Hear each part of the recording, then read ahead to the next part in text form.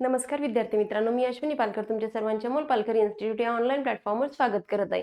तर बघा, मागे स्लाइडवर तुम्हाला दिसत असलेले ग्रामसेवक भरती, तर येणाऱ्या आगामी काळात सरळ सेवेअंतर्गत ज्याही काही भरत्या होणार आहेत त्यामध्ये ग्रामसेवक भरती होण्याचे हाय चान्सेस आहेत।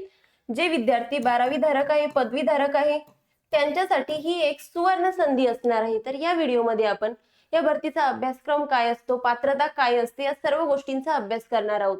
तर सर्वांनी या व्हिडिओला स्किप न करता बघायचं आहे आणि ज्यांनी लाईक आणि सबस्क्राईब केला नसेल त्यांनी एकदा करून द्या। तर बघा, शैक्षणिक पात्रता कोणते विद्यार्थी याच्यासाठी अप्लाय करू शकतात? तर बघा, 12वी उत्तीर्ण किमान 60% असणे गरजेचे आहे। देन अभियांत्रिकी पदविका म्हणजेच diploma in agriculture, then BSW bachelor of social work आणि कृषी पदविका ऍग्रीकल्चर डिप्लोमा म्हणजेच BSc ऍग्री, बीटेक यासारख्या पदव्या, यापैकी कोणतीही एक पदवी असणे गरजेचे आहे। आणि संगणक ज्ञान म्हणजेच MSCIT चे सर्टिफिकेट असणे सुद्धा गरजेचे आहे।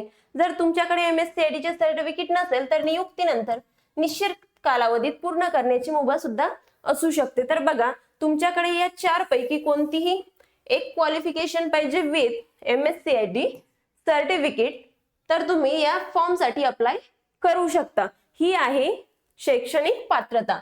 नेक्स्ट आपण बघणार आहोत की वयोमर्यादा काय असते। तर बघा, खुला प्रवर्ग म्हणजे जनरल कॅटेगरी, तर जनरल कॅटेगरीसाठी वयोमर्यादा केलेली आहे 18 ते 38 वर्ष। 18 ही मिनिमम एज आहे आणि 38 वर्ष ही मॅक्झिमम एज लिमिट आहे। तर 18 ते 38 वर्ष ही जनरल कॅटेगरीसाठी आहे। देन रिझर्व्ह कॅटेगरी, तर बघा, रिझर्व्ह कॅटेगरीसाठी आहे 18 ते 43 वर्ष। 18 ही मिनिमम आहे आणि 43 ही मॅक्झिमम आहे। काहींना सवलत दिली गेलेली आहे, तर जे दिव्यांग असतात, माजी सैनिक असतात, त्यांना वयोमर्यादेत सवलत दिलेली असते। तर बघा, खुला प्रवर्ग 18 ते 38 वर्ष आणि रिझर्व्ह कॅटेगरी 18 ते 43 वर्ष, तर ही वयोमर्यादा आहे। तर चला समोर बघूया परीक्षा पद्धत। तर मागे जो पेपर झाला होता ग्रामसेवकचा, ती परीक्षा ही CBT बेस होती, म्हणजेच कॉम्प्युटर बेस झाली होती आणि हा पेपर IBPS न कंडक्ट केला होता। तर आता सुद्धा चान्सेस आहेत की IBPS हा पेपर कंडक्ट करेल। बघा, 100 क्वेश्चन्स होते 200 मार्क्स साठी। इच क्वेश्चन कॅरी 2 मार्क्स, एका क्वेश्चनला 2 मार्क्स होते आणि टाइम काय होता 90 मिनिटे हा पेपरचा कालावधी होता। या कालावधीमध्ये तुम्हाला 100 क्वेश्चन सॉल्व्ह करायचे होते 200 मार्क्स साठी। देन कोणकोणते सब्जेक्ट असतात? तर बघा, यामध्ये मराठी असतो, इंग्रजी, सामान्य ज्ञान, बुद्धिमत्ता आणि तार्किक किंवा कृषी विषय असतो। तर बघा, मराठीचे 15 क्वेश्चन्स असतात 30 मार्क्स साठी। Each question carry 2 marks, okay. Then इंग्रजीचे सुद्धा 15 क्वेश्चन्स असतील 30 मार्क्स साठी।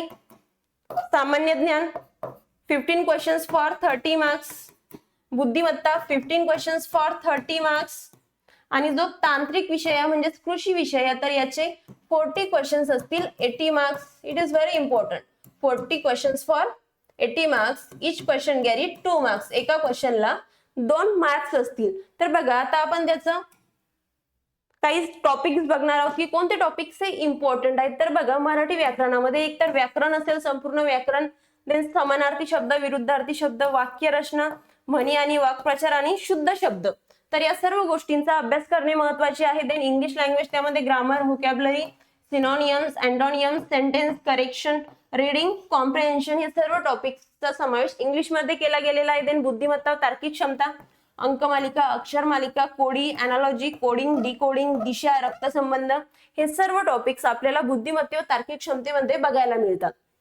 नेक्स्ट बघा, नेक्स्ट आहे सामान्य ज्ञान। तर बघा, सामान्य ज्ञान मध्ये सुद्धा काही सब्जेक्ट आहेत। तर सामान्य ज्ञानचे 15 क्वेश्चन्स असतील 30 मार्क्स साठी, ओके।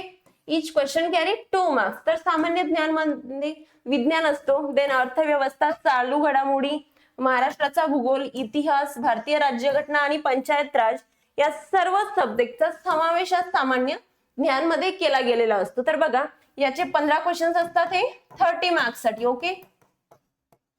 नेक्स्ट सब्जेक्ट बघूया, जो आहे तार्किक व कृषी अभ्यासक्रम। याचे 40 क्वेश्चन्स असतील 80 मार्क्स साठी। लास्ट इयर म्हणजेच लास्ट एक्झाम मध्ये जे टॉपिक्स होते त्याच टॉपिकचा समावेश या वर्षी सुद्धा असेल। तर बघा, कोणते टॉपिक्स असणार आहे? शेती व पिके, कृषीची मूलभूत माहिती, पिके व पीक व्यवस्थापन, खत व सिंचन, देन प्रशासन, ग्रामपंचायत कायदा आणि ग्राम विकास. नेक्स्ट पर्यावरण व संधारण, यामध्ये मृदा व जलसंधारण, सरकारी योजना असतील, स्वच्छ भारत, जल जीवन मिशन, मनरेगा इत्यादी ग्राम विकास योजनांची माहिती, अजून खूप साऱ्या योजना आहे ज्यांचा समावेश यामध्ये केला गेलेला आहे. नेक्स्ट बघूया. बघा आता सराव आणि मूल्यमापन. तर आपण मॉक टेस्ट देणे आणि PYQ चा स्टडी करणे हे इम्पॉर्टंट आहे. तर बघा आठवड्यात किमान 2 मॉक टेस्ट सोडवल्या गेल्या पाहिजे आणि 90 मिनिटांचा जो वेळ असतो त्याचा आपल्याला अचूक डिस्ट्रीब्युशन करता आलं पाहिजे. जे सब्जेक्ट आहे त्या सब्जेक्ट नुसार 90 मिनिट्स मध्ये त्याचं प्रॉपर डिस्ट्रीब्युशन करायचं आणि मॉक टेस्ट सॉल्व्ह करायच्या. आणि बघा मागील वर्षाच्या प्रिव्हियस इयर क्वेश्चन जे असतील त्याचा डेली स्टडी करणे हे इम्पॉर्टंट आहे. दिवसेंदिवस पेपरचा जो ट्रेंड बदलत चालला आहे, प्रश्नांची पातळी कशी वाढत आहे, या सर्व गोष्टींचा अभ्यास तुम्ही केला पाहिजे की दिवसेंदिवस क्वेश्चन ज्या टॉपिकवर क्वेश्चन्स येतात तर त्या टॉपिकवर आता क्वेश्चन्स कसे येत आहे, दिवसेंदिवस त्याची पातळी कशी वाढत आहे, या सर्व गोष्टींचं मूल्यमापन तुम्ही करायला पाहिजे. नेक्स्ट बघा अभ्यासक्रम डिकोड करा. जर तुम्हाला यश मिळवायचं असेल तर या सर्व गोष्टींचा सराव तुम्ही केला गेला पाहिजे.